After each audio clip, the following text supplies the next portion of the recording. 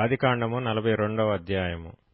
ధాన్యము ఐగుప్తులోనున్నదని యాకోబు తెలుసుకొనినప్పుడు, మీరేల ఒకరి ముఖము ఒకరు చూచుచున్నారని తన కుమారులతో అనెను. మరియు అతడు, చూడుడి, ఐగుప్తులో ధాన్యమున్నదని వింటిని, మనము చావక బ్రతుకున్నట్లు మీరు అక్కడికి వెళ్లి మన కొరకు అక్కడి నుండి ధాన్యము కొనుక్కొని రండని చెప్పగా, యోసేపు 10 మంది అన్నలు ఐగుప్తులో ధాన్యము కొనబోయిరి. అయినను ఇతనికి హాని సంభవించునేమో అని యాకోబు యోసేపు తమ్ముడగు బెన్యామీనును అతని అన్నలతో పంపినవాడు కాడు.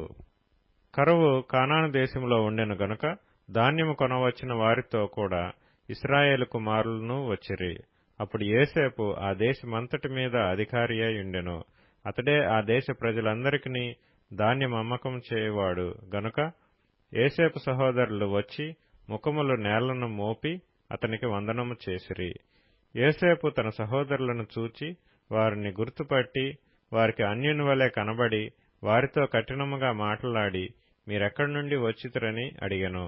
అందుకు వారు, ఆహారము కొనుటకు కనాను దేశం నుండి వచ్చితిమన్రి.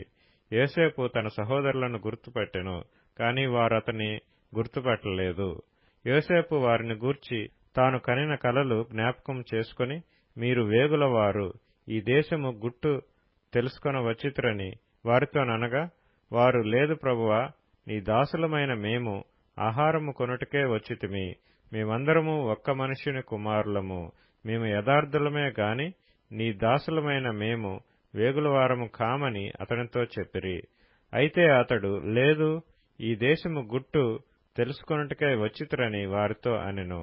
అందుకు వారు, నీ దాసులమైన మేము 12 మంది సహోదరులము, కనాను దేశంలోనున్న ఒక్క మనుషుని కుమారులము. ఇదిగో కనిష్ఠుడు నేడు మా తండ్రి యొద్ద ఉన్నాడు, ఒకడు లేడు అని ఉత్తరమిచ్చిరి. అయితే యోసేపు, మీరు వేగుల వారని నేను మీతో చెప్పిన మాట నిజమే. దీనివలన మీ నిజము తెలియబడును. ఫరో జీవము తోడు మీ తమ్ముడు ఇక్కడికి వచ్చితేనే గాని మీరు ఇక్కడ నుండి వెళ్ళకూడదు. మీ తమ్ముని తీసుకుని వచ్చుటకు మీలో ఒకని పంపుడి. అయితే మీరు బంధింపబడి ఇందురు. అట్లు మీలో సత్యమున్నదో లేదో మీ మాటలు శోధింపబడును. లేని ఎడల ఫరో జీవము తోడు మీరు వేగుల వారని చెప్పి వారిని 3 దినములు చెరసాలలో వేయించెను. 3వ దినమున యోసేపు వారిని చూచి, నేను దేవునికి భయపడువాడను, మీరు బ్రతుకున్నట్లు దీని చేయుడి. మీరు యథార్థవంతులైతిరా? మీ సహోదరులలో ఒకడు ఈ చెరసాలలో బంధింపబడవలెను. మీరు వెళ్లి మీ కుటుంబముల కరువు తీరుటకు ధాన్యము తీసుకొని పోవుడి. మీ తమ్ముని నా యొద్దకు తీసుకుని రండి. అట్లు మీ మాటలు సత్యమైనట్టు కనబడును గనుక మీరు చావరని చెప్పెను. వారట్లు చేసిరి. అప్పుడు వారు, నిశ్చయముగా మన సహోదరుని ఎడల మనము చేసిన అపరాధమునకు శిక్ష పొందుచున్నాము. అతడు మనలను బతిమాలు కొనినప్పుడు మనం అతని వేదన చూచియు వినకపోతిమి. అందువలన ఈ వేదన మనకు వచ్చినని ఒకనితో ఒకడు మాట్లాడుకొనిరి.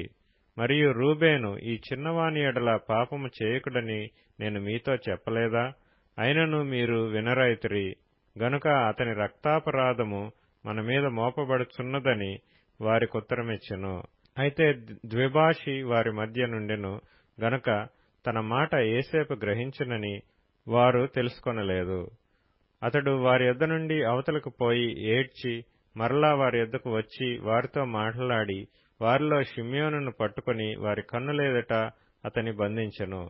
మరియు యోసేపు వారి గోనెలను ధాన్యముతో నింపుటకును, ఎవరి రోకలు వారి గోనెలో తిరిగి ఉంచుటకును, ప్రయాణము కొరకు భోజన పదార్థములు వారికిచ్చుటకును ఆజ్ఞ ఇచ్చెను. అతడు వారి ఎడల నిట్లు జరిగించెను. వారు తాము కొనిన ధాన్యమును తమ గాడిదల మీద ఎక్కించుకొని అక్కడ నుండి వెళ్లిపోయిరి. అయితే వారు దిగిన చోట ఒకడు తన గాడిదకు మేత పెట్టుటకై తన గోనె విప్పినప్పుడు అతని రోకలు కనబడెను. అవి అతని గోనె మూతిలో ఉండెను. అప్పుడతడు, నా రోకలు తిరిగి ఇచ్చివేసినారు, ఇదిగో ఇవి నా గోనెలోనే ఉన్నవని తన సహోదరులతో చెప్పెను. అంతట వారు గుండె చెదరిన వారై జడిసి, ఇదేమిటి, దేవుడు మనకిట్లు చేసినని ఒకనితో ఒకడు చెప్పుకొనిరి. వారు కనాను దేశమందున్న తమ తండ్రి అయిన యాకోబు నొద్దకు వచ్చి తమకు సంభవించినది యావత్తును అతనికి తెలియచేసిరి. ఎట్లనగా ఆ దేశమునకు ప్రభువైన వాడు మాతో కఠినముగా మాట్లాడి మేము ఆ దేశమును వేగుచూడ వచ్చిన వారమని అనుకొనెను.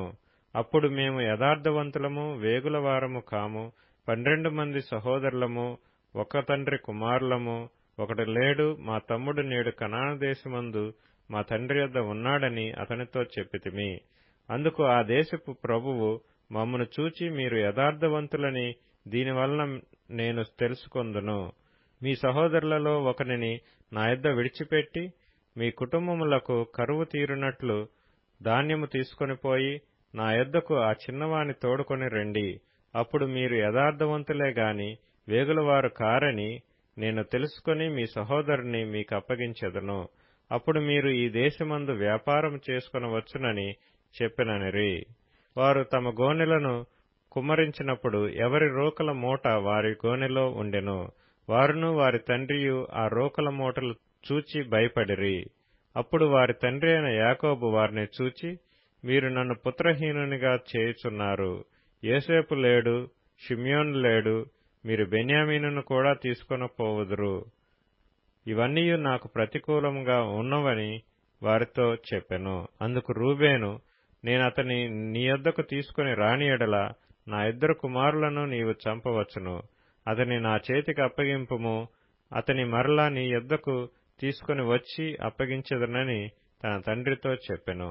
అప్పుడు అతడు, నా కుమారుని మీతో వెళ్ళనీయను. ఇతని అన్న చనిపోయెను, ఇతడు మాత్రమే మిగిలియున్నాడు.